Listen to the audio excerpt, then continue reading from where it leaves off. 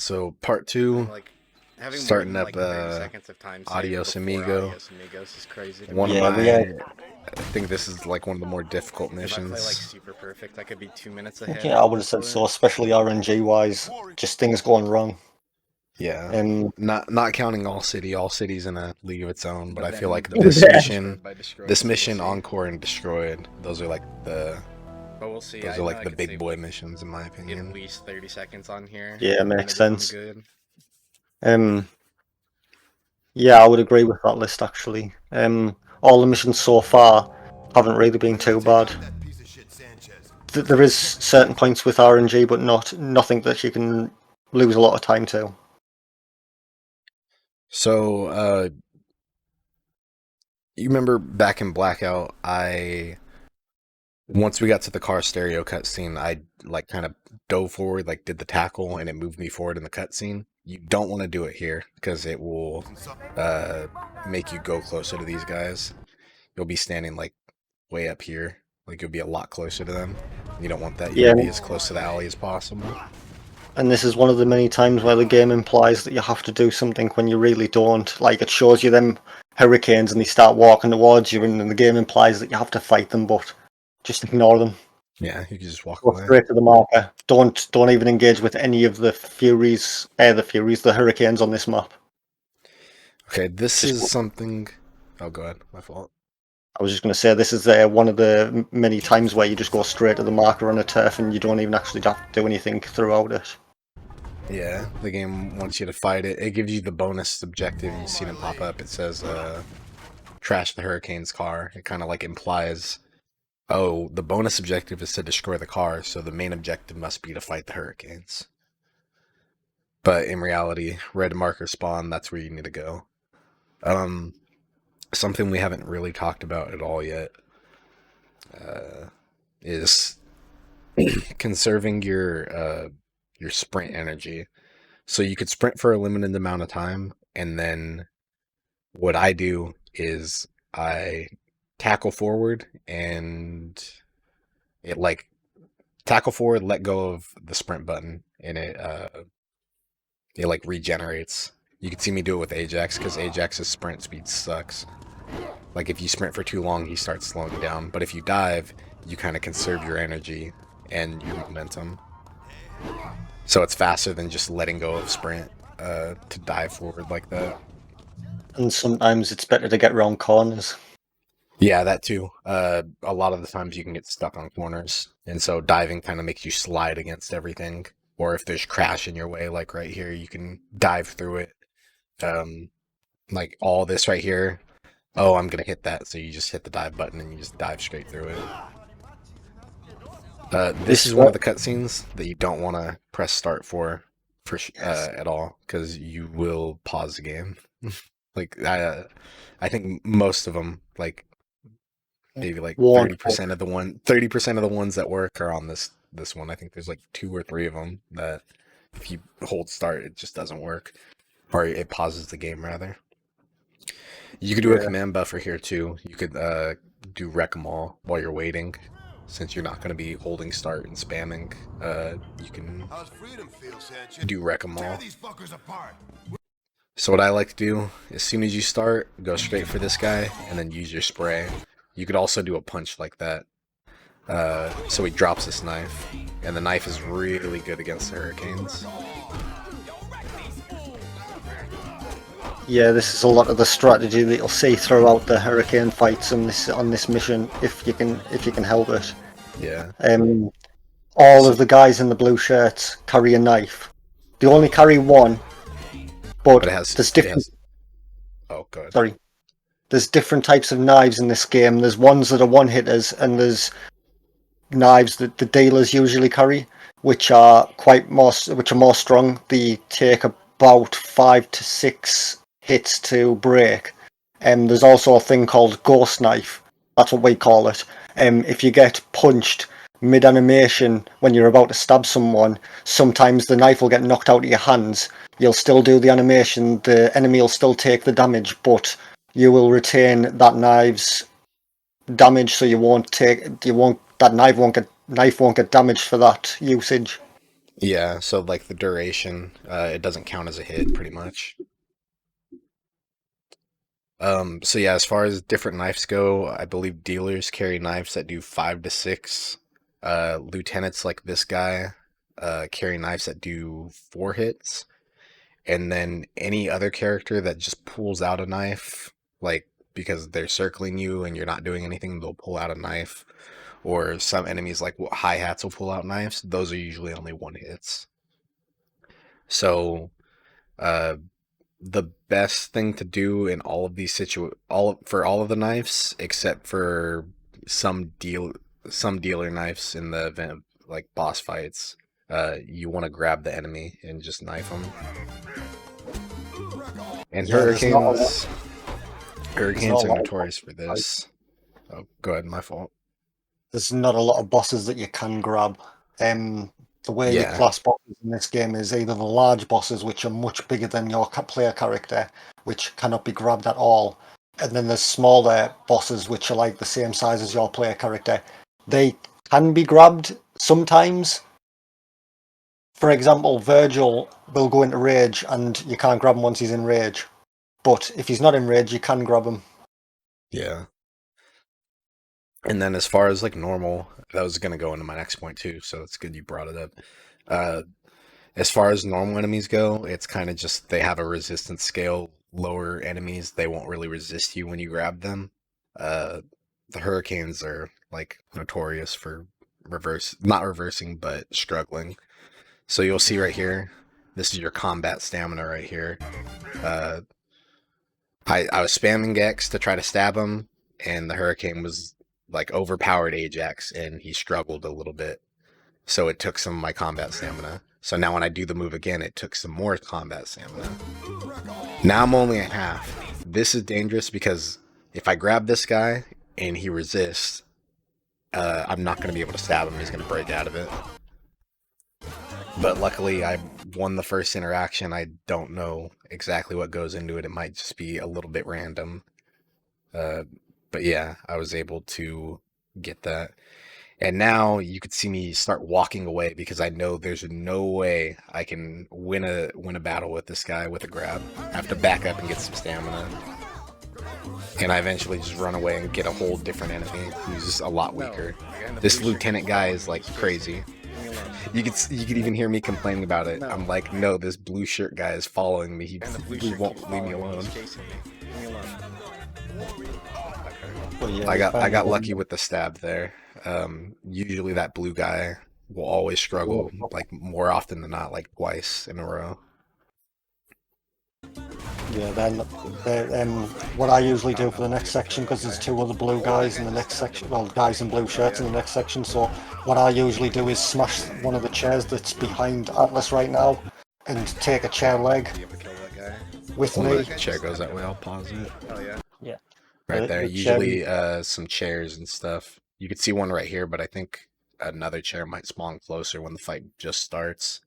yeah, it must have been smashed. I Yeah. usually take a chair leg and use that to whittle down the first guy in the blue shirt, and then by the time the chair leg snaps, you're around about one combo away from killing him, and if you don't kill him, you'll knock him over, and at least he'll drop his knife, and then you can start using the knife grabbing strat again. Yeah, and it's all what you feel comfortable with too. Personally, I like to do what I just did.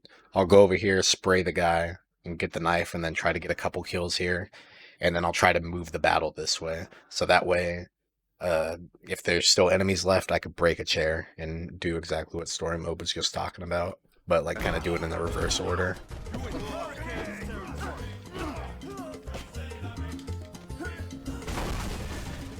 So this is another instance where at the end of the battle you can spam a war command to speed things up. Right. No. I'm not sure if I do it here. He was almost dead. So he's probably just Nowadays we do a new strat coming up called Bottle Clip,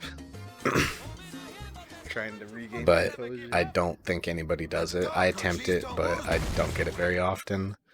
There's a glitch that you can do where you can clip through walls essentially, and you could do a clip right here and get very far ahead. And what that allows you to do is you can progress forward past Sanchez where he's supposed to go, and and it spawns the next group of enemies, and you can see them before the fight starts. I thought I was gonna like fall. And so you can spray the lieutenant and grab his knife before the fight even starts. But that's the only time it saves. Like, it doesn't save any time realistically, but you start this fight with the knife already. So you don't have to do this. So I this use the is spray, but you can use a power move there. this fight is mandatory to progress. The next one isn't. Yeah. So when you get into this fight, you just want to try and take these guys down as quickly as possible.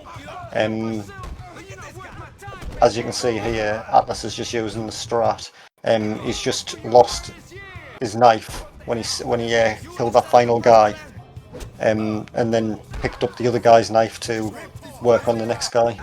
This is a little interesting to note as well. If you watch this fight, you can see how I get the knife off the blue guy, and then I just avoid him. I don't want anything to do with that guy, because I know he's an asshole. If I grab him, he's going to waste a bunch of my combat stamina. I don't even want to get anywhere near him. Yeah, So you these can see, little. I just target the other guys. And he tries to prioritize that guy, but Cochise chucks him over, so he grabs the guy who's still got a knife in his hand instead. Yep, I was just about to mention that too.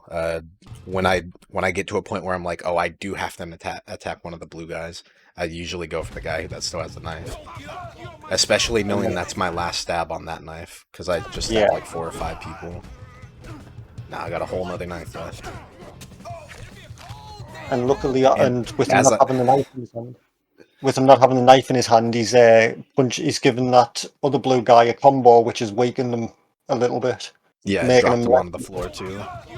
making him a little less, making him resist a little less. But even though I make him resist less, check this out. As soon as I get on top of him, he punches me in the face. So if I didn't have enough combo stamina, he would have just ended it right there, and I would have been walking around with the knife, but no stamina. So you gotta prioritize that. Good second fight. The extra flash there. Oops. Yeah, jumped in fire. There's a couple of different flash locations on missions, but we're not really prioritizing them because typically in a any percent run,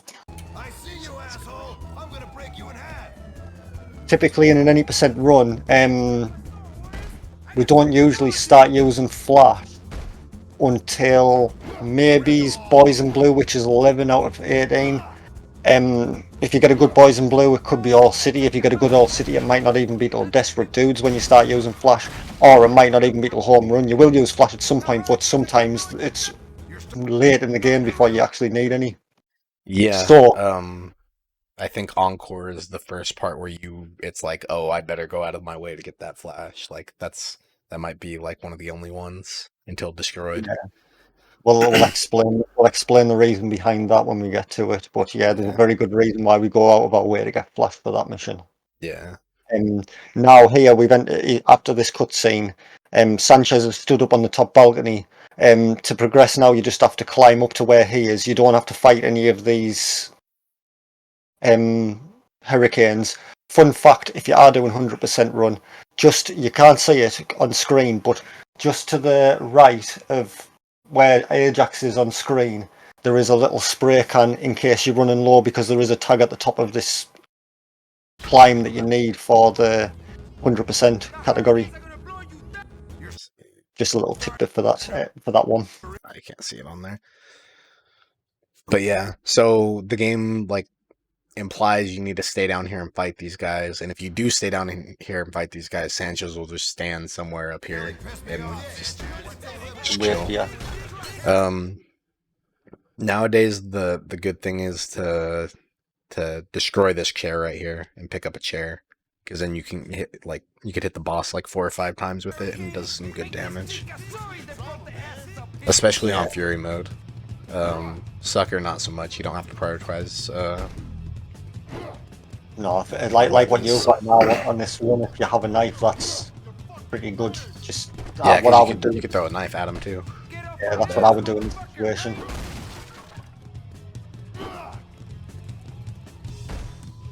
So just typical following mission style where you just run after the person and you can't quite catch them, but you just have to keep up with them. Mm-hmm. So this is the first real boss fight of the game. Yep. Right. This is First two Diego real involved. boss fights. Yeah. They're twins. I don't think they're actually twins, but they're a co-op boss. Best I think suggestion I would think be to. actually. Sorry, go ahead. I was going to say I think the best suggestion for this boss fight is to, for a start, like when you're first starting out, is to whittle down Diego until Vargos comes out, and then focus on Vargos and try and kill him before Diego. Just because in this boss fight, Vargos goes into a immune state where you can't. Well, he's invulnerable, and what he'll do is he'll stop. He'll run over to where he's come out, where he's broken the wall down in the middle. He'll pick a toilet / fridge up and then throw it at you, and you can't do any damage to him until he's thrown said item. Yeah, So if you work when you're first starting out, if you work him down first, you can just kill them in rapid succession rather than kill Diego and then have a big massive drawn out battle with Vargos whilst he keeps going invulnerable for 15 seconds at a time. yeah. But as far as the start goes, he'll either do two things. He'll either kind of walk towards you, or he'll charge towards you, or he'll do that. I think yeah, those are his three things. He'll either walk, run, or he'll slam down like that. So it doesn't really matter. Just start throwing shit at him, and then he'll run. If he runs at you, usually I try to do the tackle and try to trade, because if you're in the middle of a tackle, he can't knock you down. And so you kind of just like trade damage with him, like even if it's just a little bit. I think it's worth doing, because then he runs over to this corner right here where you're seeing, and he just stands still. What? And I don't know where I got this pipe from. Cochise must have brought it into the fight, but I will use it, I suppose. Anyway, Right, that's the first phase of the boss fight down. Yeah. You can see Vargas spawns at the top and he starts getting real mad. He starts throwing stuff around. You know, Has he it got a does... couch in his hand? What happened? I'm saying he had a couch in his hand there. I've never seen that before. Oh yeah, he did. Yeah, he picked up a whole couch. That's funny. This is why we advise you to take him down as soon as he comes down. The man is a beast. Yeah, and he can hit and damage you in the cutscene. So if he were to hit me right now, it would do damage to me and I'd be one hit. You can see he just almost killed Rembrandt. Rembrandt's gonna be damaged by that. It's really funny to... Oh, that was Snow, actually. But regardless, it's funny to watch.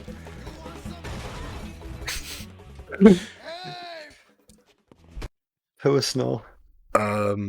So yeah, I'm not doing it too much in this run, because as we mentioned in the last video, this run's kind of old. These boxes around here do a lot of damage as well. I haven't used one yet, but maybe I'll use one in phase 3. Yeah, we are at the start of phase 3 now. Yeah. Once this cutscene starts, I start spamming right here. You jump to the side because the camera's locked. So jumping kind of unlocks the camera. And so you can see me kind of like jump over and unlock it. And now I'm at the pile. I don't think Diego can run at the start of this phase. I think he's always like at walking speed. So you always have time to hit him with a bunch of bottles.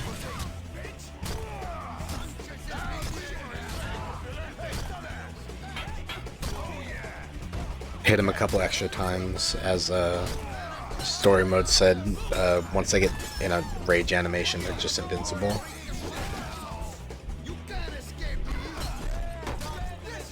Right. He still hasn't managed. He still hasn't gone into his rage animation yet. Nah, he's still taking damage. So we don't get to. I don't get to show you an example of when he goes into his rage animation here. But basically, what he does is he stops.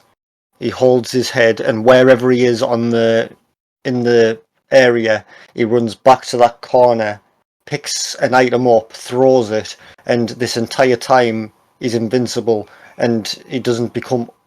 He can't take damage again until that item leaves his hands. Yeah, and it takes a second too. I'd say the time it takes for him to walk over there and walk back out and everything, it's anywhere from like 7 to 12 seconds if he does. I do another dialogue skip here. Yeah. Do wreck 'em all here, but I usually use scatter. But a little dialogue skip in the cutscene faster, because usually Ajax says something else. Around in circles.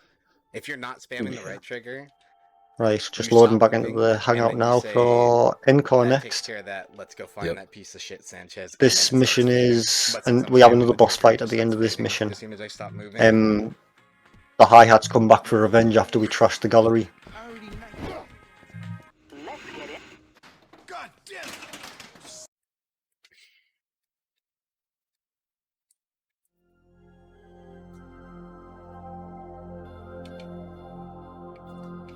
Yep, so more clowns coming up.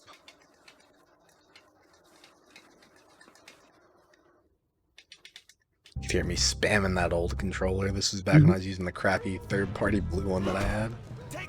So the cool thing about this mission is you spawn in with a knife, and it's not a one-hitter either. You get 5 to 6 hits out of this one.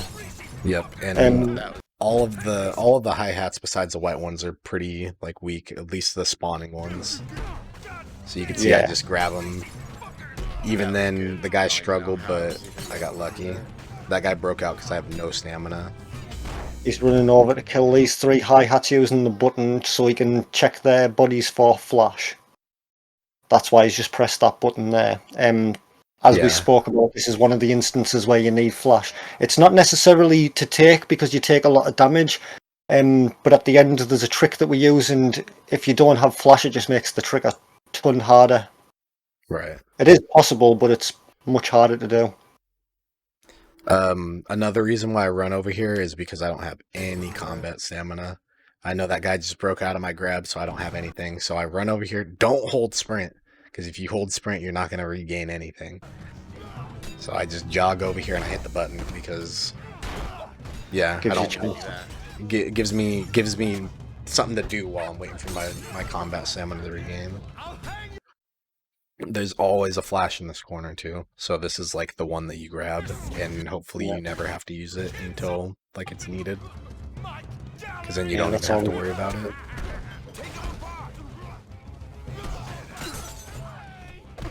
So once my knife breaks, I don't know if I do or not, but I should prioritize going over here, because those 3 hi-hats that had knives, they all dropped. Even though they're only one-hit knives, they're still knives. They're worth getting. Yeah, just like this guy here, he's got an unlimited supply, so if you can... Well, these hi-hats can't be disarmed, can they? Or can they? They can, but they have a really annoying special kick. So it's really hard to get it with Cleon. You might be able to do it with Swan if you're playing co-op, but with Cleon it seems like it's really hard.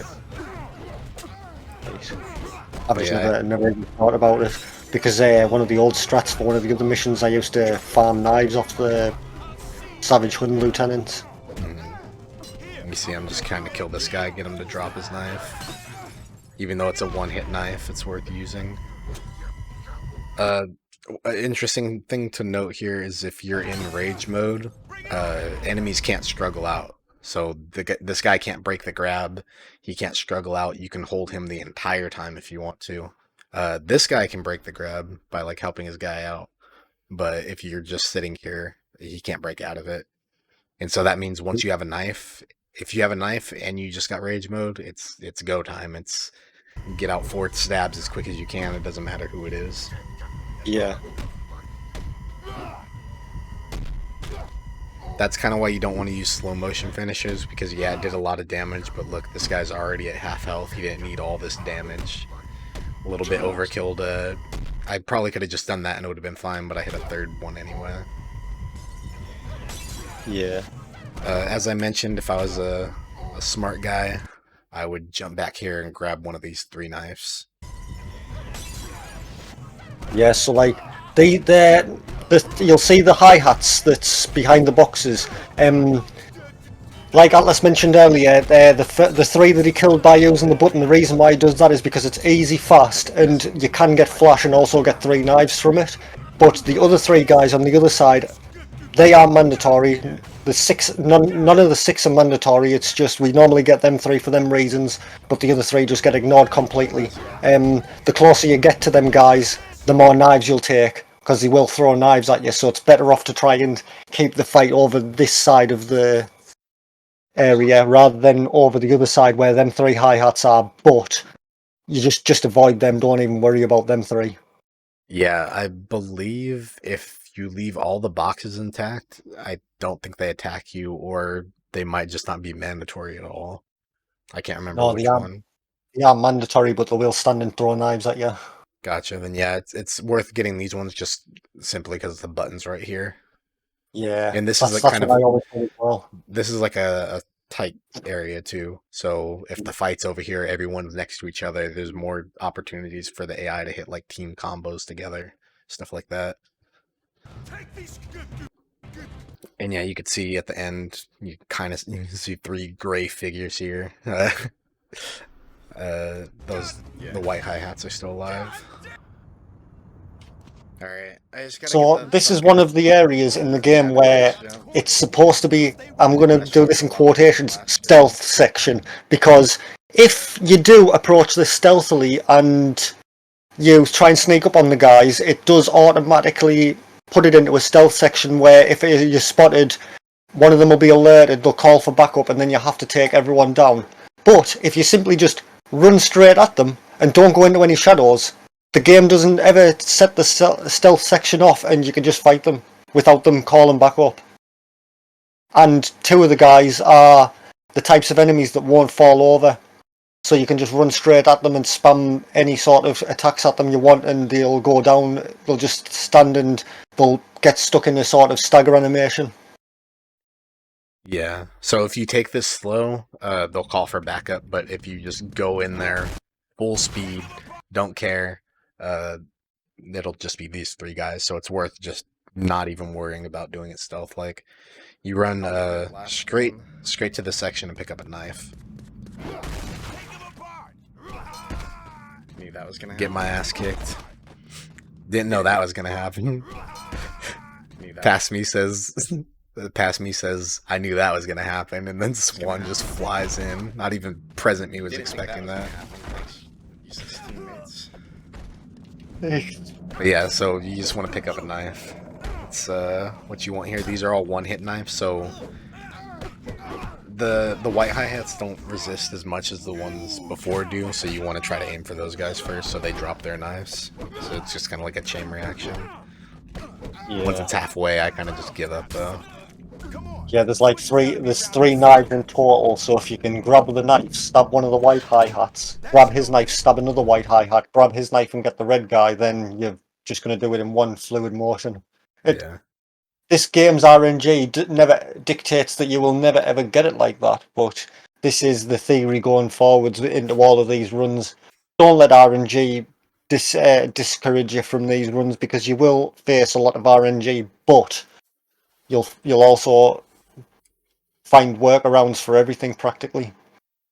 Yeah, I have it's backup more strats upon strats. it's more RNG in this game is more of like, oh, I wasn't expecting that, instead of, wow, that happened. That's so stupid. Like, usually it's just like, oh, something's different. You just have to adjust just a tiny bit. All City, on the other hand, we'll get to that. That's all I'm gonna say about that. Something important to note here: if you have no health, do not use your flash. Just stick it out until you get to the bottom of this ramp. Because a little thing to note, you can see once I land, my health is orange. Once I spawn in the next area, my health will go back to green. That's because for this specific part of the game, a couple parts of the game actually, but the specific run sections like that, the game changes your model to be a model with like special running animations. And doing that, it regenerates all of your health. And if you'll notice, if you ever put a hat on and go into that marker, your hat will disappear. Yeah, so don't worry about trying to take a weapon through either, because that won't work. Yeah, that's true. So if you're like, oh, I want to save the knife for this section, it just doesn't work. On Fury mode, you get your bat back after this at this part. So that's like one of those just Fury things. What I like to do here is try to get rage and try to just do some wall smashes. So, how much health did that guy have? Look how much health he had. He had green health. And I wall smashed. I threw him over here, and I wall smashed him once, and he's dead. Yeah. And this fight especially wall smashes because there's no weapons. It's just like those weird barrels that the hi-hats are carrying in the background. I like to try and jump into a big group of them and do the triple combo spam with where you get it, where you do it fast with the like basically the same. It's a similar way you do the bat strat just without a bat. Right. And you can get it going, and sometimes you can get. I don't even know how to describe it. Let's just call it spammy elbow. Oh, Spammy there was a very important strat there. This is another time when the commands come into play. So you can play this game co-op.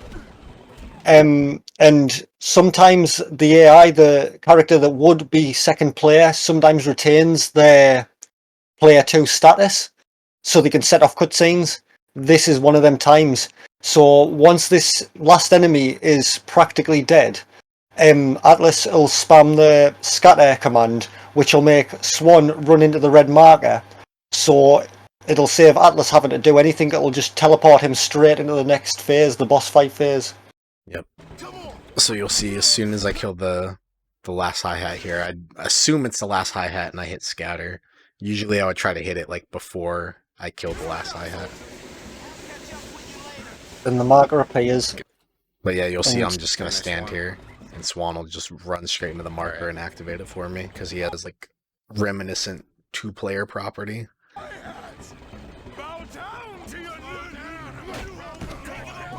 Here I try to get some wall smashes because for the next section, once the boss comes down, you don't want your warriors fighting.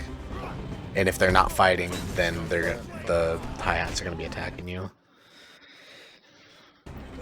Now... So...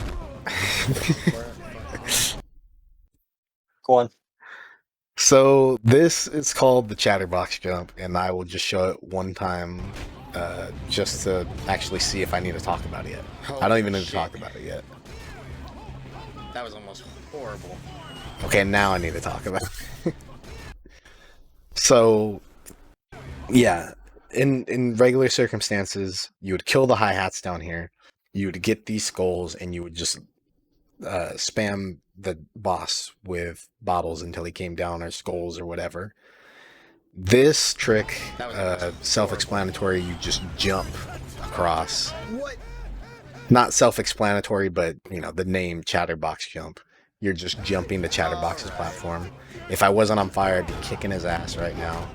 But once you are up here, you can see that this is obviously faster than just spamming bottles at him. I don't think all the hi-hats are dead yet. I will link a video in the description from Atlas's channel that shows the... I'll talk about it more too. I just wanted to see if this last hi-hat was dead or not. Because you kind of want to set up this whole first section to make sure that all of the hi-hats are dead. That's like the goal, besides Chatterbox, obviously. Holy shit. Yeah. But yeah, Well, so... What I was going to say is I'll link a video of that, Holy shit. that input viewer. I'll link Yeah. that so people can see exactly what buttons you're pressing and where. Yeah, that too. I'll describe it the best that I can here, because I got it memorized. So there's two kind of climbs in this game. With non-fence climbs. There's the short one like that, and then there's a sprinting one. Holy shit. And so the one that you want, basically the lineup that I take is this skull post right here. And I want the climbing animation, the non-sprinting one. So that's what I do. I try to get right here without sprinting. As close as I can do it. You don't have to be right here, but like that's your aiming point. As you're climbing up, you're stuck in this forward motion. So what you're doing right now is you be holding right because you want to be holding right while you're going up straight. So that way, you know, if you climb up here and then try to aim right, you're going to get some wacky angle over here because you're trying to get directly right, but you're not getting directly right. You're still in like the motion of aiming. If that makes sense, you're like buffering it to the right. So while you're climbing, you want to start holding right, so that way Cleon starts moving directly right. There was like no movement taking me this way or anything. I just directly turned right because I was holding right when I was still in the climbing animation. It's kind of hard to describe this part, but you just want to try to make the quickest turn that you can from directly right to directly up. And then once I'm in the air right here, I don't even know how to describe the jumping press. I guess as soon as I would hold up, I would start pressing triangle because it takes a couple frames for a jump to come out. It's a really tight window, so if you don't get it on your first try, you know, don't be discouraged. It's something that takes a bunch of tries. And once I'm in the air, I try to do something reminiscent of like if you've ever played Call of Duty and you're trying to like strafe jump, or if you're bunny hopping on controller or something like that, you're trying to kind of like wiggle. And so usually I'd be wiggling back and forth right here, and I feel like it gives me just a little bit more air. And yeah, you just get up here. There is a little clip spot right here where if you like land right here on the corner, you fall directly through the map and you game over. So that's like another thing to worry about once you do start doing this. But you know, this is like the first really big trick, but don't let that discourage you like if you can't do it, because there's not a lot of players that can do this trick. What? It takes a lot of practice. Alright. Yeah, correct me if I'm wrong, but I think even first place doesn't have this trick. I'm not 100% sure about that, but if so, I know think so because for I think I was the only person doing it for a while.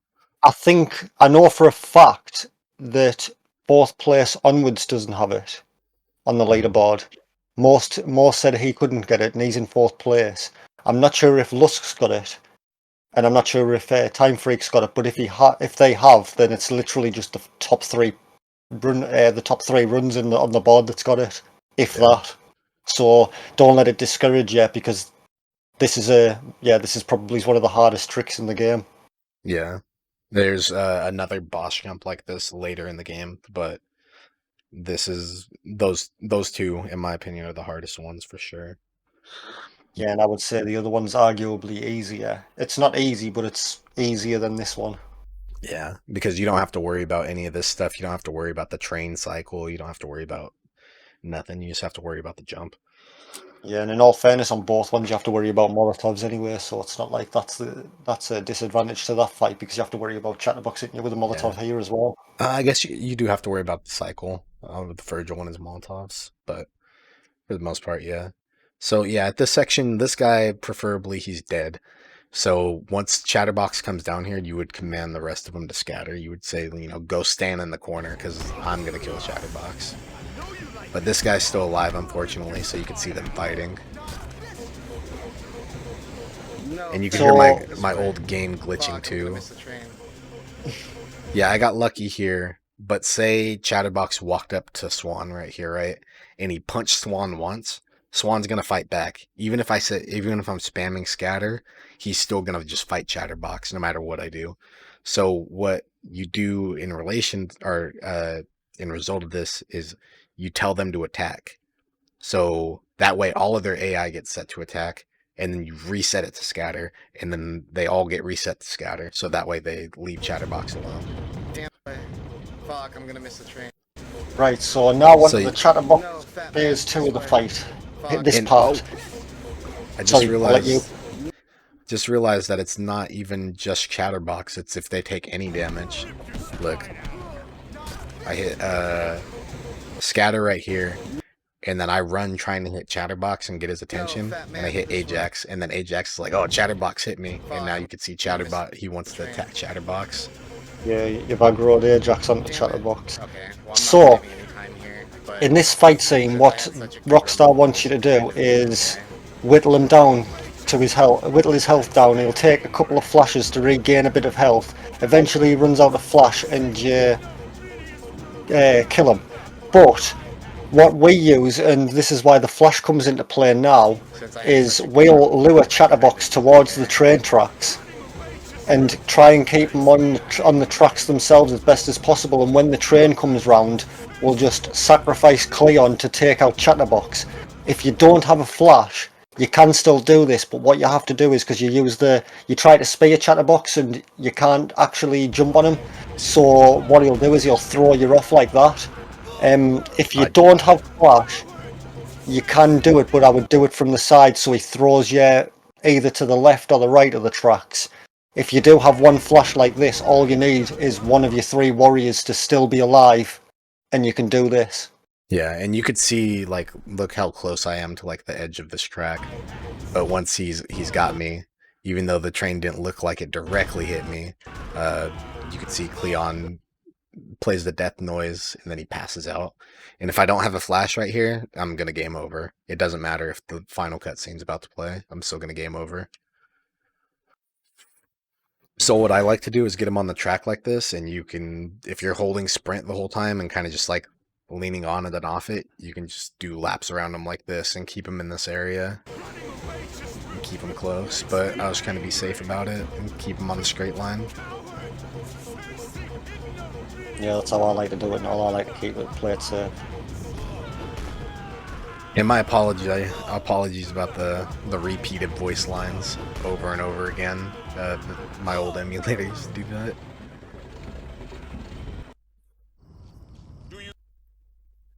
So that's Encore. Yep. And that's the end of the hi-hats.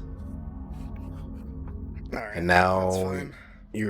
this next mission is going to be pretty easy, and then after it's going to be another one of those difficult missions. Like I Starting said, I'm with grateful to have Payin The Cost. such a good run before that. This level's not be that big of a factor. one of the easier ones. This one's like a break level for the most part. It could still go wrong, but you get a small little break in the beginning of it. Yeah, the ways it can go wrong.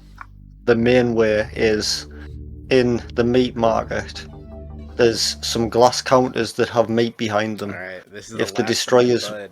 I gotta smash make it them, count. then it breaks I the gotta make floor this shit count. in the plumbing store, Last of my and bud, Charlie can fall through and die. for the next hour. Yeah, when we run back this way, and we're able to see the area in the plumbing store, I'll pause it.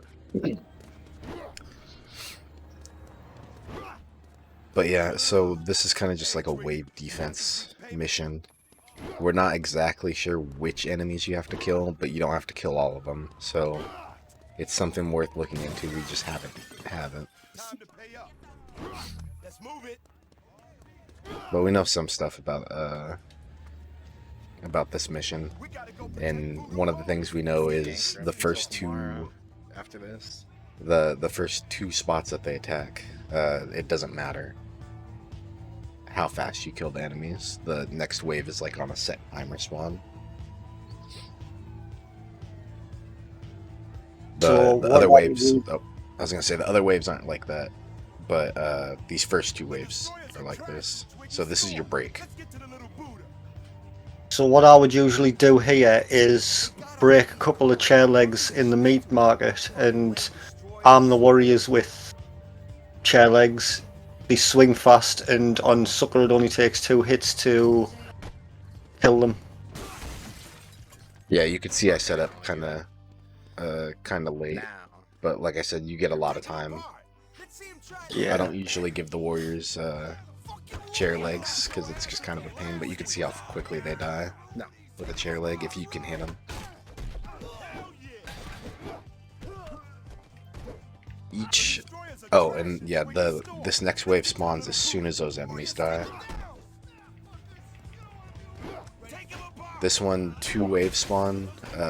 You got these guys on the inside, and then halfway through, another group spawns on the outside. There's a couple chairs in here you can get to, but I like using the little thing from outside.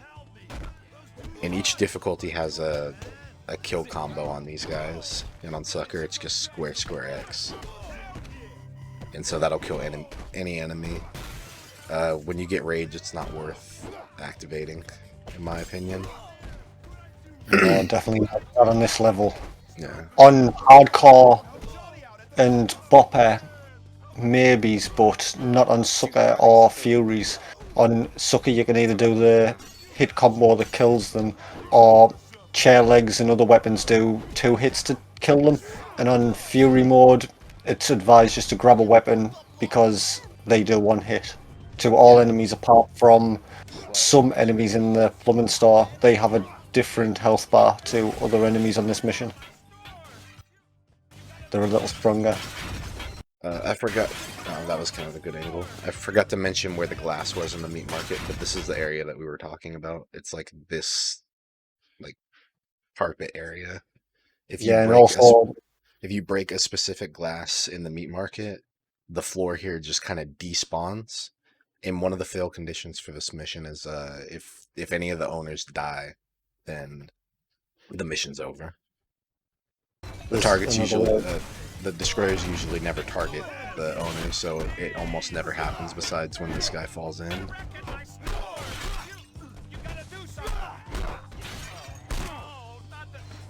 So Atlas is just wrecking the rest of the destroyers here. Not what I wanted. Getting Cleo nice and styled up with a new hat. I might have Oh. glossed, or I might have just like ran over it as soon as we started. But as soon as we get in this plumbing store, there's a red wrench over here, and that's the one that I always pick up first. Because in this area, the enemies can die in 2 hits to it, and its durability is pretty good as well. I like can't risk it. I can actually. Oh no. But really, any weapon is good. I like actually. There's a kill lot those of guys weapons 'cause in I'm the scared. plumbing store. So now 2 stores have been attacked together, and as you can see, you go to the Voodoo Mortars first. The reason why you do this is because in the plumbing store, in the meat market, there is certain weapons that you can use to get through the next section of the mission a lot quicker than regular weapons and the weapons that you find in the next section. So this is usually the first one to go to, just so you don't destroy your weapon trying to defend the Voodoo Mortars. There is meat cleavers and also chair legs that works as well, doesn't it, Atlas? Yeah. Yeah. And the only thing near here that you could use is the red wrenches from earlier, and you just fought a lot in the area, so the chances of finding one compared to going to the meat market is a lot slimmer. In here you have chair legs and meat cleaver. Yeah, and there's 3 separate meat cleavers on one on each counter, so the destroyers will sometimes grab 1 or 2 of them. If they grab them and you knock them out of their hands, what I would advise doing, especially if you've got your warriors with you, is to pick it up so it doesn't despawn, especially if it's the last one. And then if you grab hold of the destroyers, then your grappling moves are the same as what it would be like when you're unarmed rather than with a weapon. You don't use your weapon at all when you're grappling if you're holding a meat cleaver. Yeah, and in my opinion too, I personally don't think on Sucker that it's as important to have a weapon in this area. As long as you can get them all kind of in a small area, you can see I just do the same combo over and over again.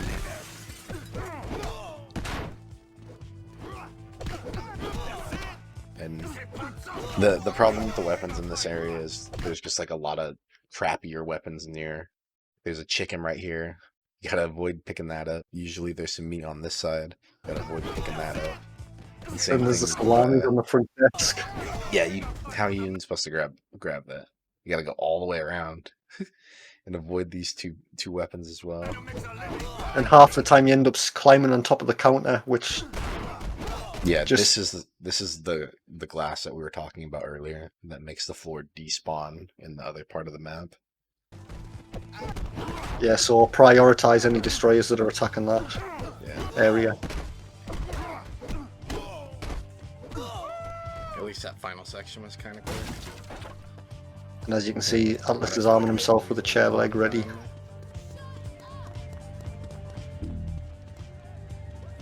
The next two levels are gonna be rough. So here, what you kind of want to do is try to get Swan to come down this way. With AI, he's not so reliable. I don't really know how to Swan, come on. give any better tips besides just try to get him down here. Fire. God damn it, Swan. This is all your fault.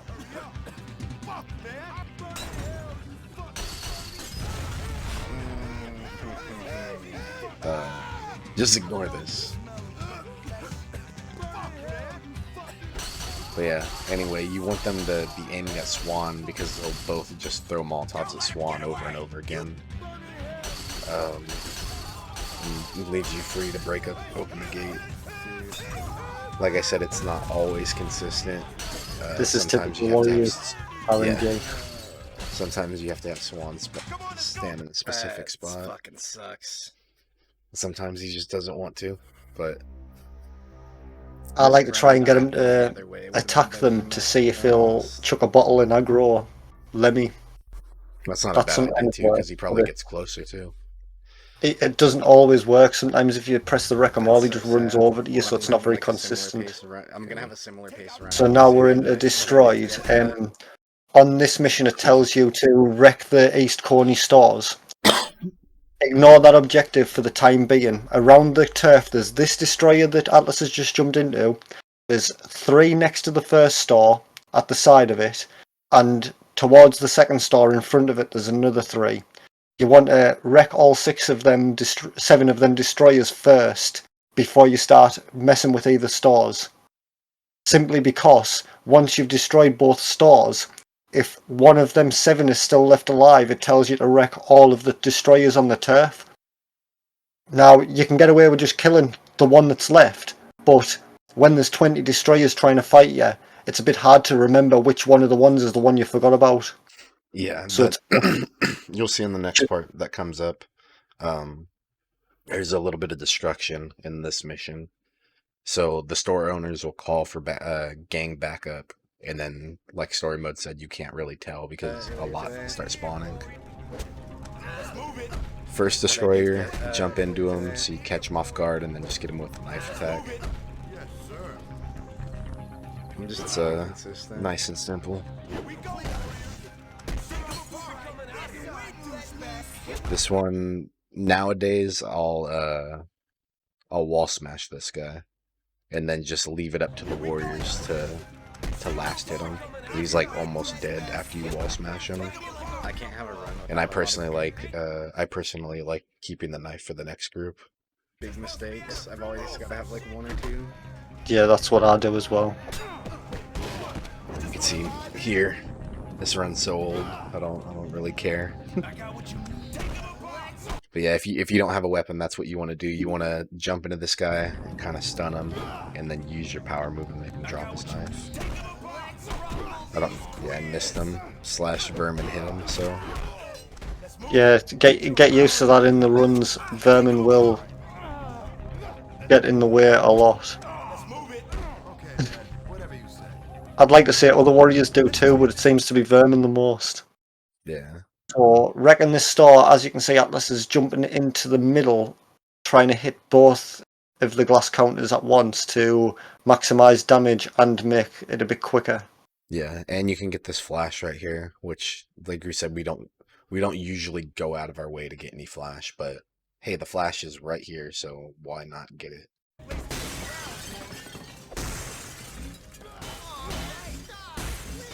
So yeah, this one it's just steal stuff, break stuff. This next one, Dude, my camera got fucked up. you kind of have to do more because it's a bigger area. I usually like to jump through this glass and then jump into these counters, get the destruction meter. Same thing with this one. You could jump into both of them and get the destruction up just a little bit more.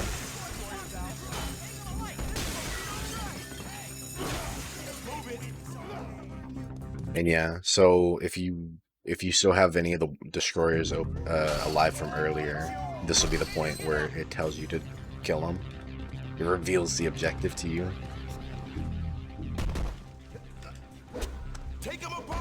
If you still have any hits on your knife, you kind of want to save it for the pimp.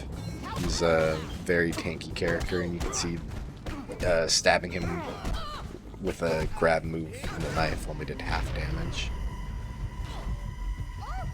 But the good thing about him is he won't fall over Yeah, on that's true. attacks. So you could he's build some rage off him. yeah. Thanks, man. If you don't have a weapon. Like, If you don't have a weapon though, just to the left hand side, just before you get to the pimp area, yeah, there. Just on the screen when you take control, if you pause it, there's a pipe right there. If you don't Quality's have not a the weapon, best, but yeah, you could yeah, see it. you get 3 hits off it, but if you quick swing, then it's worth it to do it. Yeah, if you do a quick swing on him, it's some good damage.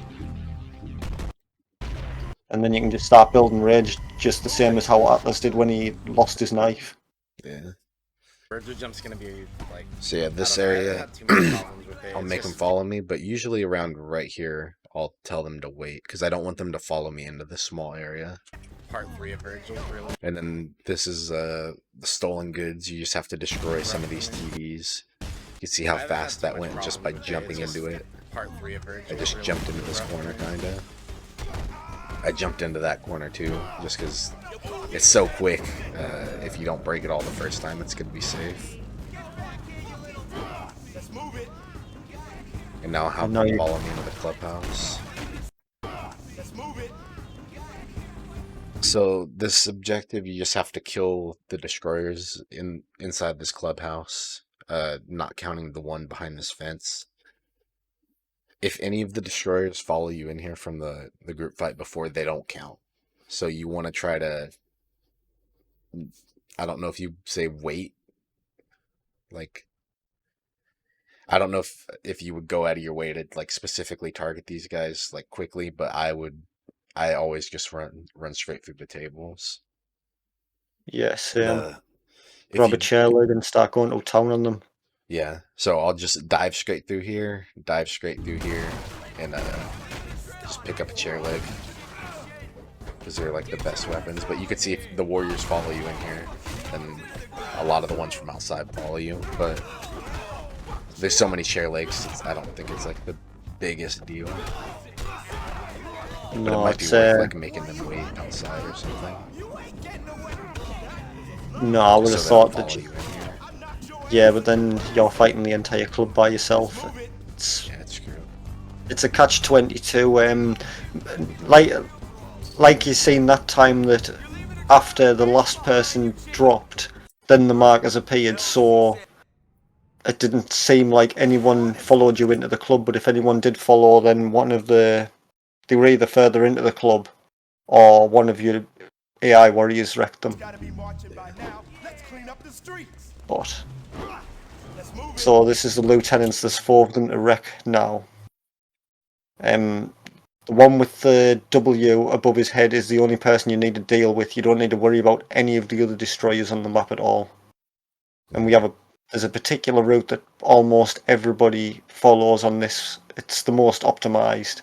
If you go for this guy first, there's a pipe right there on the floor if you don't have a weapon. That destroyer lieutenant carries a knife, which makes dispatching the last 3 much easier. Yeah. Usually I'll have the warriors wait right here just because sometimes they'll get close and mess you up right here. Because what I like to do, you just jump straight into them and then you power swing. No. See, like that, similar. but it'll be like one of your main warriors. But yeah, you wanna hit him with your power move, and then you wanna get your knife, or get his knife rather.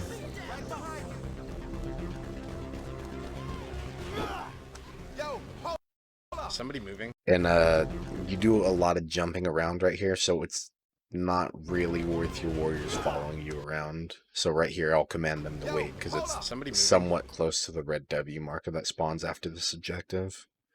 Somebody's running. This is bad luck. Yeah, this is some bad luck, but sometimes I don't know what causes it, but the guys here will, well, it could happen to these guys too. They'll just start fighting somewhere else. They spawn on top of this rooftop, and the RNG will be, they're fighting each other, which is often. They're standing it and just looking at each other, like kind of like in combat stance, which is kind of rare.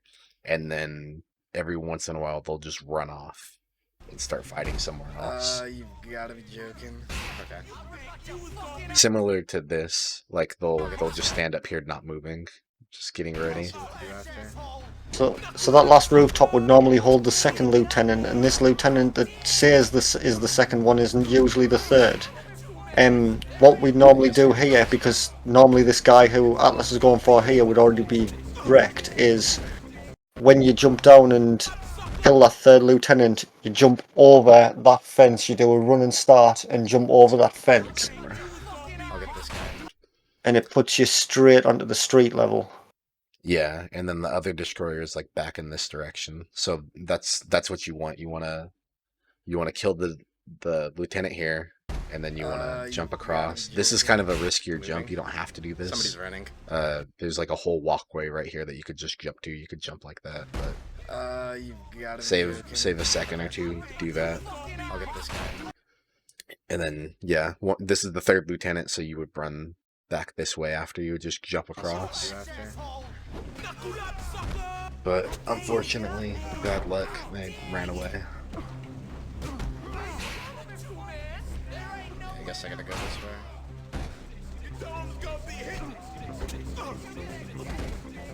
Very stupid. It probably would have been faster to climb the... Oh, can you even... You can't climb back up, Sorry. you can only climb back up to where the third lieutenant is. Yeah, that's what I was about to ask. I caught myself. Excuse me. But yeah, this lieutenant has just a little bit more health for whatever reason, and he has a flash. So you gotta get him with a knife kill, and then you gotta make sure you land another like hit or two. Make sure you confirm it before he pops a flash. And like I said, I make the warriors wait like kind of right there, near the exit to the street. I think I called them a little earlier, but usually they're standing... I don't know why it didn't pause. Usually they're standing like in this, that back alley. Like where the second tags are on Destroyed. Or on, Payback.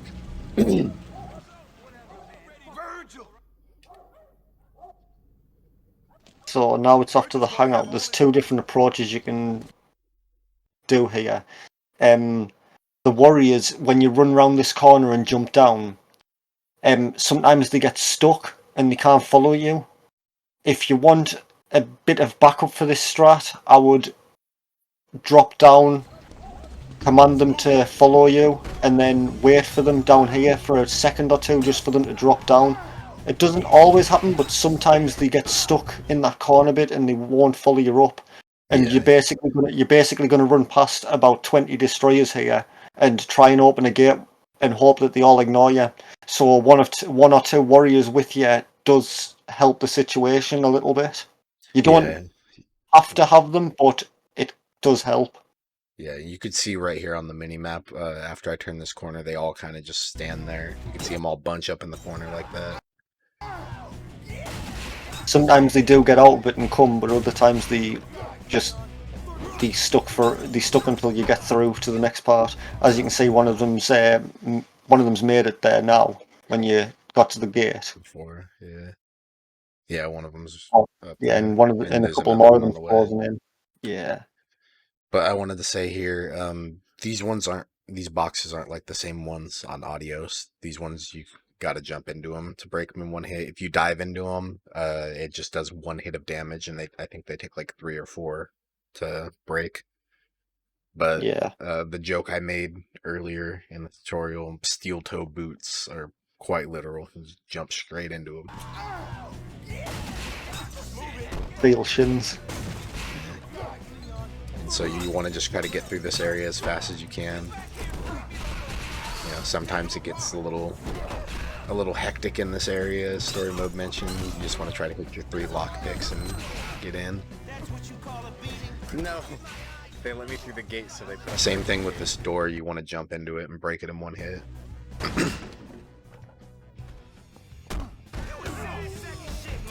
And now you're onto the hangout fight. Yep. You only need to wreck a certain amount of destroyers here. Not everybody has to go down. We're not quite sure yet exactly who has to be wrecked, or if it's just a certain amount, or whether it's a time thing. But you just need to jump in and try and fight, take them down as quickly as possible to set off the next cutscene. Right. The first thing I like to do is, you see, I accidentally jumped into Beansy. I try to jump into this guy, so he's stunned for a second, and then I'll grab him. Because when you grab somebody who's like a weaker type opponent and they're holding a weapon, they'll drop it if you grab them. But I accidentally jumped into Beansy, so I didn't get it.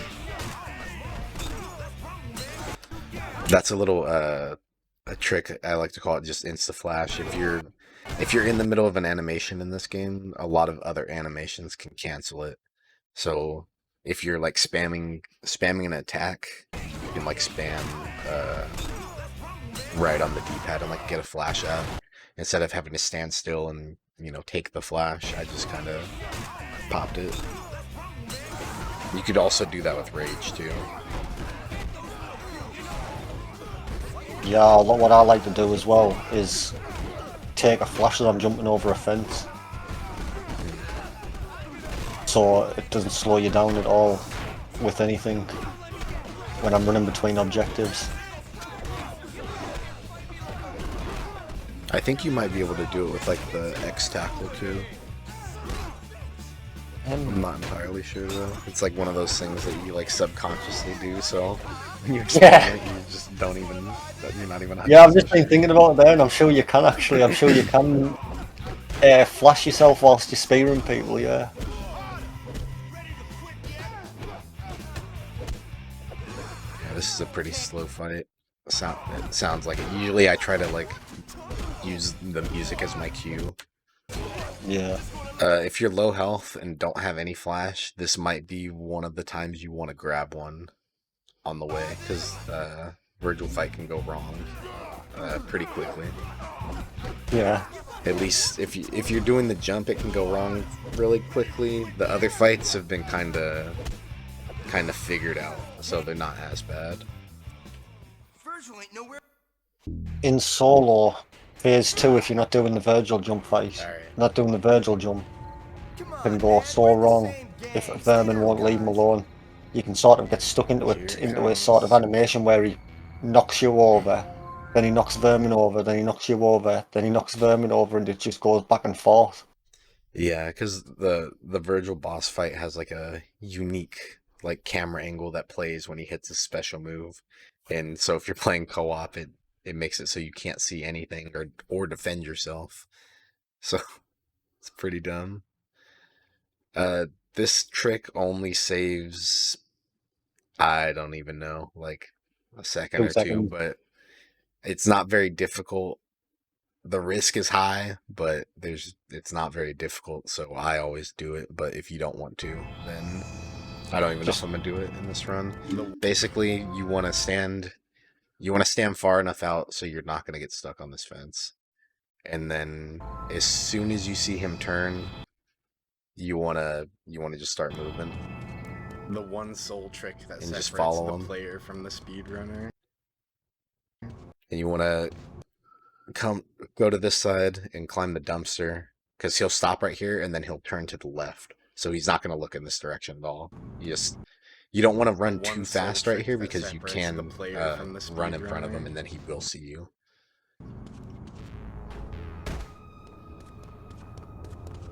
And now I you don't know how just... you. Oh, go ahead. I was going to say I don't know how you do this next part, but if you go too far ahead, sometimes it fails you for losing them. Yeah. Yeah, you won't. Yeah. Yeah, I'll wait right here, and then as soon as I see the yellow markers start moving, I'll start going around the Yeah. corner again. That's another thing that's random because sometimes you can just run straight to the end and wait, and other times it will fail you. Hmm. I feel like it might have something to do with vermin, but I could be wrong. Because on what was it? When I was messing on, I can't remember what it was. I think it was Scouts Honor or something. I was messing around in Cheat Engine. I was on one side of the map, and then Vermin was on the other side of the map. And like it counted as him watching the accountant for like the first 2 stops. So it might be similar to something like that. It might be like some player 2 remnants that like Yeah. maybe he's Vermin's close enough to LC or something. Yeah, But makes yeah, sense. anyway, so this would be the time that you would save is the time that it would take to run around this corner, essentially. So it's like maybe like a second or two. It's like nothing crazy. This Uh, is where the crazy strats come into play. yeah, this is what makes Destroyed, in my opinion, like the most difficult mission in the speed run is because there's just like you just did all of that stuff where like the objective felt pretty unique to anything else that you've done so far, and then you have this boss fight on top of it with a speedrun trick. So first thing I do, command Vermin to wreck them all because he'll pick up a bottle and start throwing them at Virgil, and sometimes he'll hit Virgil before he throws his Molotovs, and that just comes in handy not having fire, since fire just stops you from doing anything except for running around. So first Molotov he'll always throw into the back left corner to like initiate the fire that starts in the warehouse. He like always does. He's scripted to do it, and then he'll pull out another one. First thing you want to do is cross body tackle on onto the couch right here, and then you want to try to jam yourself into this corner. Just kind of walk, and then this is kind of the more difficult part. You want to try to turn around and frame perfectly jump, like the instant you turn around. Like if I have to guess, because I'm only human, I can't say just frames, but I want to say like right here, I'm obviously holding right to run, but like maybe like right here, like the frame I turn around, I'm spamming triangle to jump as soon as I can, and you can see as soon as he takes the first step, I'm up in the air. This area is pretty safe to walk on. The other side is not so forgiving. You could fall behind the recliner and get soft locked. Not soft locked, but you have to restart from checkpoint. It's pretty dumb. But this right side, you can see right here, this is what you get to stand on. You could do the opposite thing on this side, where you start on this side and then jump to the left. This is how much area you get to stand on. It's this box. That's it. This you get like this whole big area to stand on. All right. I like to get in this corner right here and then kind of try to do the same thing as I did to the couch, where I try to turn really quickly and then jump right after. All right. And I'll usually do it towards this wall just to be safe about it. Like you can do it just that way, but it's a lot more dangerous. Easy. And now you're up here. Same thing with the chatterbox fight. You can see how much faster that was than just throwing a bottle at him.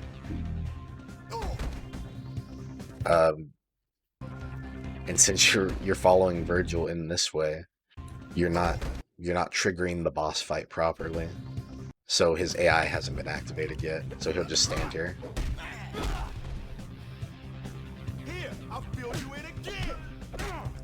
And so that's what I like to do. You don't have to jump on his head. You could just jump down here and do a power move, but usually a power move and a couple punches. Usually try to aim for like when his health reaches like around the end of the beginning of the G. Sorry. All right.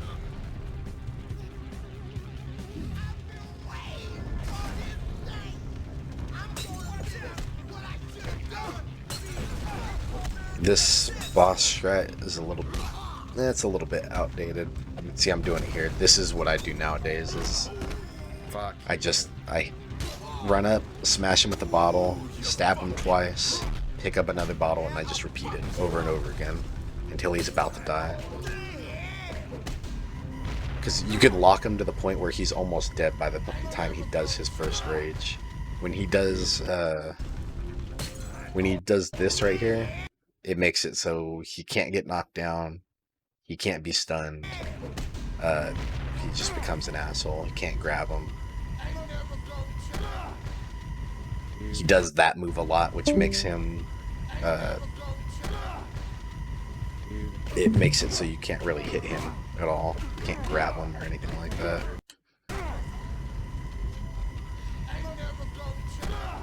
Really annoying. But once you have your rage, you can kind of just combo him in the corner with constant lights. And I hate the stage even more. But I'll link the sucker destroyed world record. That'll kind of give more insight to what I was talking about, because the bottle smashes are really useful there. Just keeping them locked down. Like it's still maybe kinda sorta recover this. No promise. Here's the latest word. In the Bronx, the moon runners ran a little too far from home and disrupted It's a looting level, and you got some looting, you got some running, and you got some fighting, and then you got a unique boss fight. Oh yeah. So First one. It's destroyed, but it's like destroyed super junior. Like it's not nearly as crazy. Or as long. Yeah, or as long.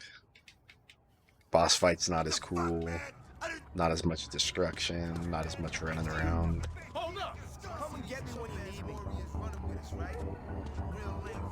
So at the start, it wants you to throw an AC into the oncoming train. What I like to do here is grab a bottle and walk close to them up to the line that's just not in front of them, but the next block over. And then when the train's almost coming past... Yeah. Gotcha. I don't like to pass this one, but there's just certain things that I do that it's like proven that it's just you can do something else, but it's all if they have it, to be honest. Yeah. I like to get as close as I can to try and push the boundaries. Yeah. So yeah, you just need to grab one of these guys, throw them into the train, and it'll start the next cutscene. The reason I make the warriors wait all the way back here is if you have them up there fighting with you, sometimes they'll get in your way, and they'll get thrown into the train as well, and you don't want that, because then you'll have to come back down here before you do the next objective.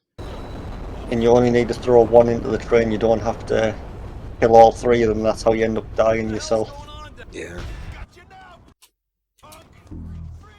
Word to the wise. So, we're running up here. The current objective...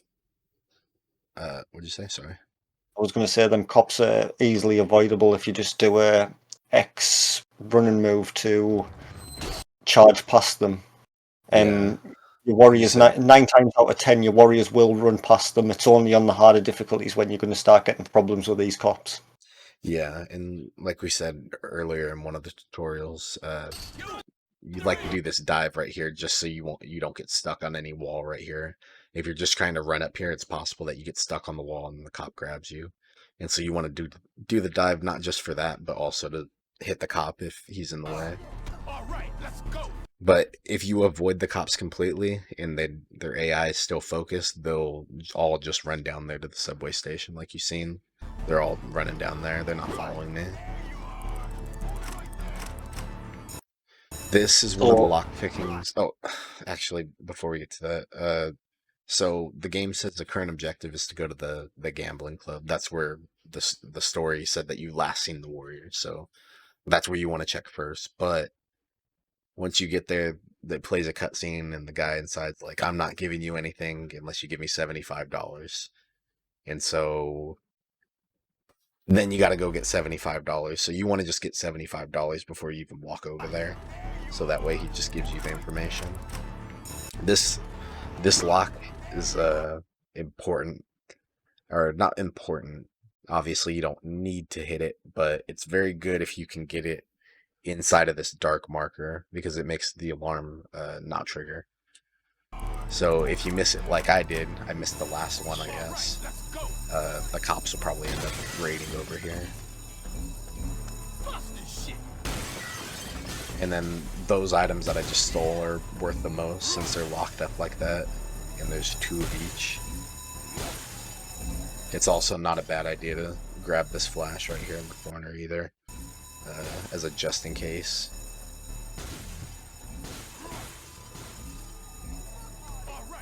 Usually you don't need it, but the ACs are pretty strong gang.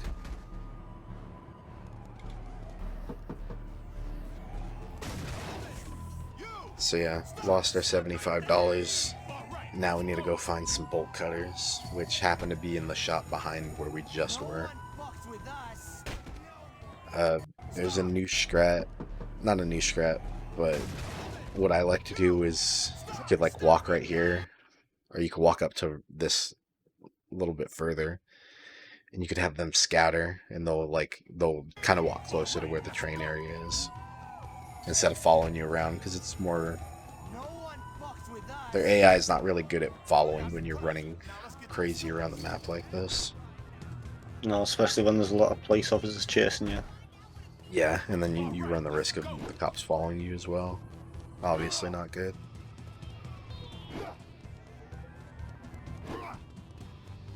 So you're just And gonna I get this believe- marker and wait for your warriors. Yeah, and I believe when you have them scatter, like earlier when I said that I normally would, they're like somewhere in this area on the map. There's like a shadow down beneath this bridge, and then there's a shadow like up here somewhere.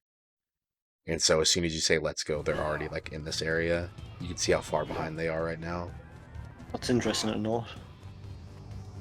Yeah, you just have to have them scatter at a specific command. I think in the IL world record I do it. A silly little glitch there. The whole point of this is to get bolt cutters, and then Cowboy's like, "Hey, check this out."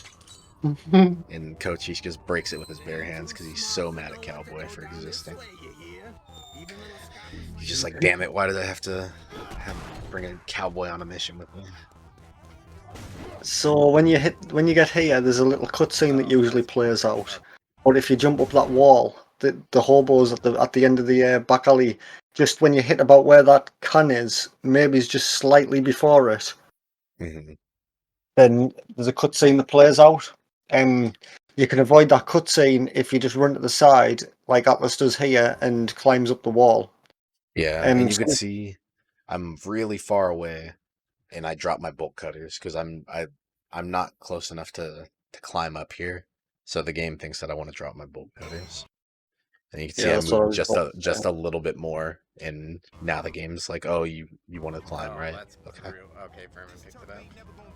And so I drop my bolt cutters there. It's Actually gonna you have to don't wait need so them, Furman doesn't but miss it's that again. pretty good to have them for this next area Hopefully because he it's doesn't drop going to it be a for no big fight reason. coming up. Yeah, and they've got enough help. They've got enough resistance to take out at least one AC before they break. Yep. I don't like the sound of that. Come on, let's keep moving. So just more running. Just break through this glass in this room and drop down. If you hold start, then you skip double cutscenes here rather than just one by spamming X. Yeah, one of the things we talked about before, where for most cutscenes you should just hold start and spam X because it'll skip the cutscene in front of it for them. It's like almost always. So this next area, it's just another fight. Usually you would have bolt cutters here and you could kill 2 of these ACs with them. I think we've already spoke about it, but a good way to build up rage is to throw people through tables and chairs and a lot of objects. And when you first take control of coaches, there's 2 tables and each table has 2 stools at it. Just to the side, you can throw the ACs through there. Like, we'll grab hold of one of them and throw them through that lot. Also, when you come into this area, if you jump on stage, grab hold of one of the ACs that's playing guitar and throw him through the drum set. That's an instant rage, almost. Yep. There you go, like Atlas just did there. You could see my rage bar just finished, and then I throw the guy through the drum set, do 1 square X on this guy, and now I got full rage again. This guy is usually a pain, because since he's the drummer, he spawns like on top of a stool. And because he spawns on top of the stool, he can't be moved. And so that means broken. Yeah, unless the stool's broken. And it makes it so Cochise can't hit the second move of his finisher because he's like stuck on the stool. But yeah, here I either like to build up the rage combo or just start doing some wall smashes. Chasing these guys around.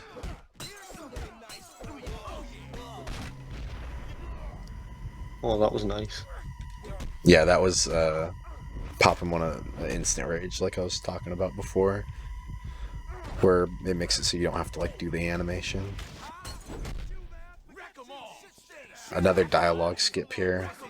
If you spam one of your warrior commands, it stops Cochise from saying a scripted thing. Don't watch this. Because this strat, I don't know why it only works sometimes and sometimes it doesn't, and I don't know why, so I just stopped doing it. Yeah, that's not it's not in a lot of runs, is it? No, I don't think so.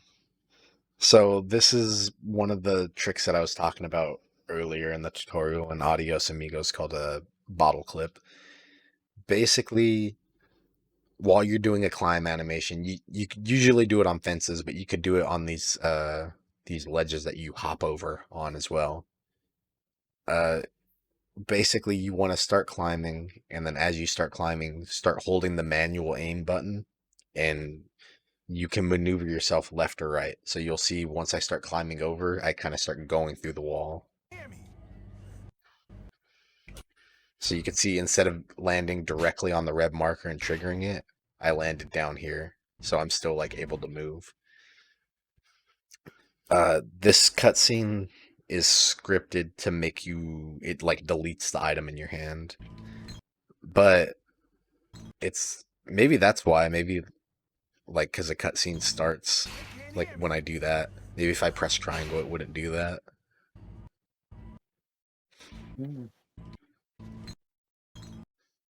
Anyway, yeah, sometimes it spawns, sometimes it stays there, sometimes it despawns.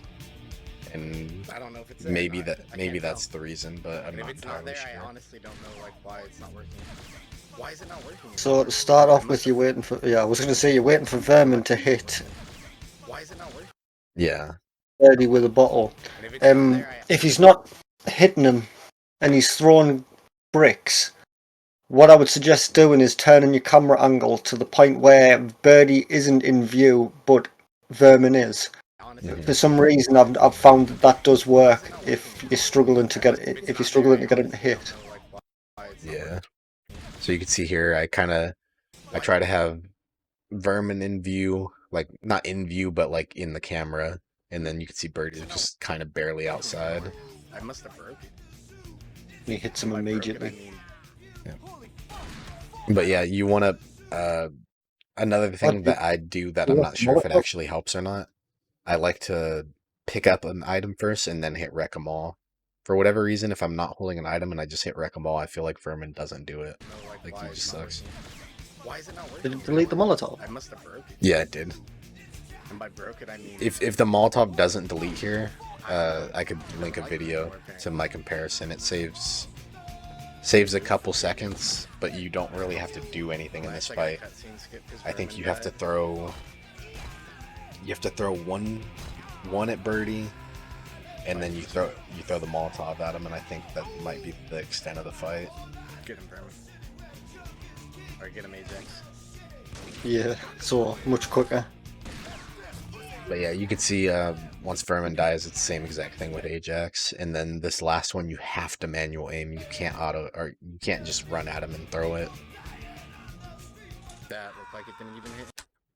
But yeah, I wasn't even really talking about this part. You don't have to manual throw at all throughout this boss fight. You just have to like be on this railing right here. Yeah, And that'll don't be try and enough. throw from that other rail and that smaller one, because sometimes you hit the edge, the bit of pipe that's sticking up. Or get him, Ajax. And one of the paint buckets right here like respawn. I don't remember exactly which one of them, but Weird. it's worth doing that if you need to. Like try to pay attention to which one respawns. It's like the same thing in Come Out to Play. There's like a bottle that always respawns once the camera's off of it. Yeah. You guys see what I see? Besides the obvious Christmas splits. If that track don't make you So the next mission is setup. I see all city. There's a lot of things going on in setup, Yep. and fast.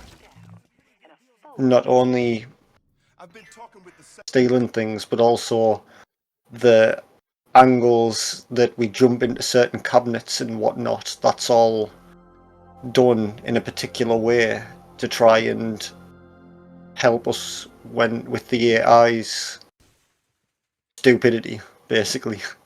Yeah, if you break into the store the wrong way, Cochise won't efficiently steal anything in the store. He's more of just a dead weight if you don't do it exactly like this, but this is pretty consistent. So what he does is as he jumps, he angles himself, and Yes. you can move in air whilst you're in midair. By turning your angle, you can sort of angle yourself around. So as he lands on the floor after jumping through the shop window, it's the same as New Blood. He tries to land on that first cabinet just at the Yeah. edge of it, just to break it. You could see I miss it. Sometimes Cochise will be good and he'll be like, "Oh, I want to get this." But for the most part, if you don't break this open for him and you just go straight to this stuff, instead of going there, he'll run over here and he'll break this. So that's already, you're just not, that's only the tip of the iceberg. You might think now like, oh, it only loses a second. Cochise just isn't stealing nothing. But that It sets extra, off a chain reaction. yeah, that extra little time that you have to walk over here and steal what he's not stealing, it is deathly. The cost. So same thing there. You want to break that side one open, and then you want to break this side one open for yourself. Then you want to break that one open for Cochise, and then you want to break this one open for yourself. And if you're over here stealing, see, he just runs straight past you, and he's like, "Oh, I want to steal that stuff in the back." The AI is So just weird in this game. Now, because Cochise did what he was supposed to do when he was a good boy, as Atlas runs out the store here and goes round to the corner where the fence is that he's about to jump, you'll see that there's a cop at that fence. Mm-hmm. If Cochise hadn't picked up the items that he was supposed to, then that cop would have been already on the street. Then he would have slowed Atlas's progress down. There's another cop inbound as well for that store, and another 2 inbound for the second store. So that cop slowing Atlas down would have made one cop become 4 cops to deal with. And so the way this is working, from my understanding, is this cop's coming around the corner, but by the time he's running around the corner, I'm already out of the store, and I'm far enough away from an active like robbery store. But the thing is, he's not even running to this one. He's running straight over this way, like he's running towards the first store. So that's why he doesn't care as much, because he's not really investigating. But like I said, you know, if you took that extra 2-3 seconds earlier having to pick up for Cochise, he's gonna see you running out of a active store, and he's just gonna bust you. And now you've And been then, reported by the guy who was flashing on the map. yeah, you And can see right here that little blue exclamation point. You can attack that guy, but if you're not standing there to kill him, then there's no point. And there's already a cop right there, so... But luckily the cop who spawned for that as well was on the other side of the alley as well, so he missed you going to the front street. We kind of glossed over the objective in this level. The objective, you get 50 loot from the store, and then you gotta steal 5 car radios. So it's like Blackout, but a little bit more hectic because everything's more concentrated, like towards you. But it's like easier because there's not as much stuff going on. The destruction makes it like Blackout light, not having that. So this is the second car radio, and the third one is around the corner from it. If you just hit that GSB and then start stealing the radio, he can hit you, but there's 2 different moves that you use with heavy weapons. Like in the tutorial, there's the square hit and the X hit. The X hit is sort of like they swing down towards you, whereas the square hit, they swing along, and if they swing along, they totally miss you, so they can stand behind you swinging all day, and they just don't disturb your radio stealing.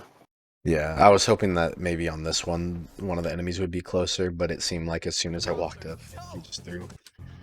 But yeah, so you want to knock that guy over, and then try to have Cochise beat him up, so he doesn't bother you at all.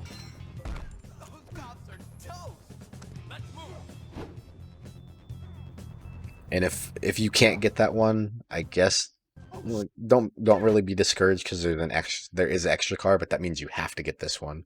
And in my opinion, this one's harder to get than that one that we just passed. Yeah. But you can miss one of the 2 cars out because there's an extra one in the alleyway that's that you'll probably be able to. No, you've gone the other way. Oh, but you'll have to go around to get the 5th one anyway. So where'd you get the 5th one in this one?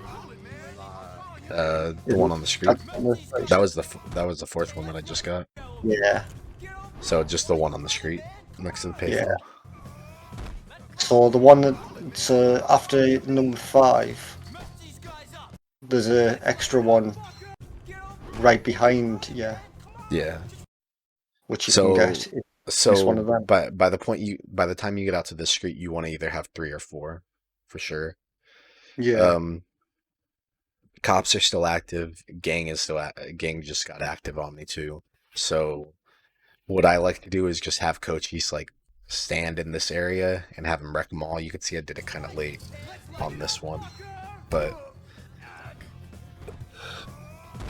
you want to have Cochise distracting all these guys so you can get back to doing what you're doing.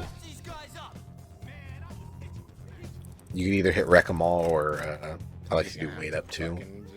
Right. Here, you got the lock perfect. Very important. This one, you want to hit it. Like the one in Boys in Blue, it's small change compared to this one. But this one's a lot bigger to get as well. This one's a lot easier.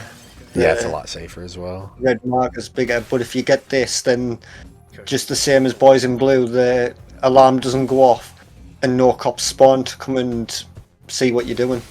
Yeah, it looks like a civilian seen me though, because I seen the blue marker show up. So I just said fuck it and hit that anyway. That was kind of an accident, but it really didn't matter at that point. Yeah, you'll be long gone. Yeah, and luckily I got lucky. There was already somebody on the payphone. So when there's somebody on the payphone and somebody else sees you, they'll run over to the payphone and they'll be like, hurry up, I gotta use that payphone. And so you get lucky every once in a while. If the NPC cycles right, you could see he like yelled at the lady, not yelled at the lady, but he's talking to the lady, and now he's about to hop in the payphone and call. Yeah. So I got lucky with that. So after you've stolen this last radio, you've got all of the items in the store and the last radio. There's a new strategy that's more like a backup strat. It's around about this. It takes around about the same amount of time as the usual, just running back to the police car. But once the W appears on the map to say go and plant the evidence in the police car, you can pause and reset the checkpoint. Make sure you reset the checkpoint and not the full level, and it will spawn you right in front of the police car. The best time to use this strategy would be, say, if you're at the next car radio along from this one, you've got two cops chasing after you. Half of the GSBs are on the turf running after you, and Cochise has been arrested/wrecked.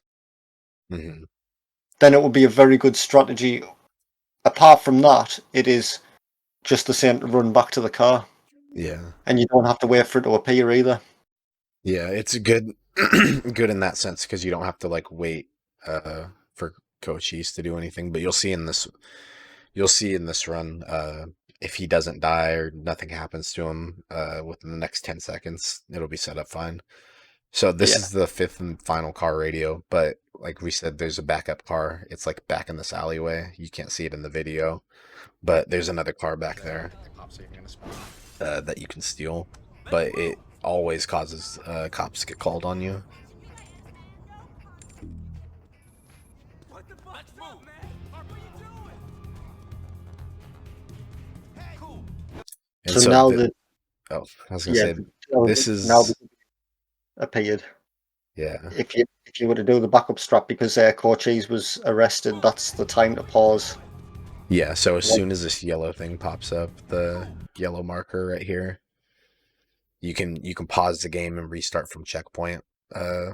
Like it's good if cops are on you, like you're low health or you think you're gonna get arrested. Basically, if you're seeing it all, actually, because if you're being pursued by cops or gang members, this next section you can't complete it until you hide in the shadows.